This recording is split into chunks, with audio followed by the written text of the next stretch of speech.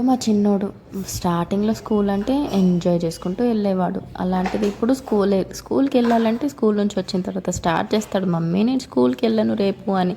ఇంకా school bus ఎక్కేదాకా అదే పాట పాడుతున్నాడు. ఈ వీక్లో 2 రోజులు డుమ్మా కొట్టేశాడు. మా పెద్దోడైతే వెళ్ళను అని ఏమనడు, కానీ బెదిరిస్తే వెళ్ళిపోతాడు.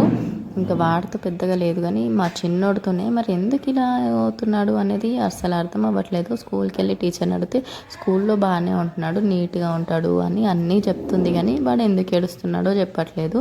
ఏం చేయాలి? ఇవాళ కూడా డుమ్మా కొట్టి ఇంట్లో కూర్చొని ఆడుతున్నాడు అన్నమాట. ఏం చేయాలి నేను మా చిన్నోడిని?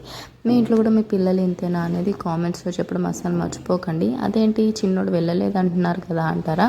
అది నిన్నటి వీడియో అండి. ఇవాళైతే ఇంట్లోనే ఉన్నాడు మా చిన్నోడు.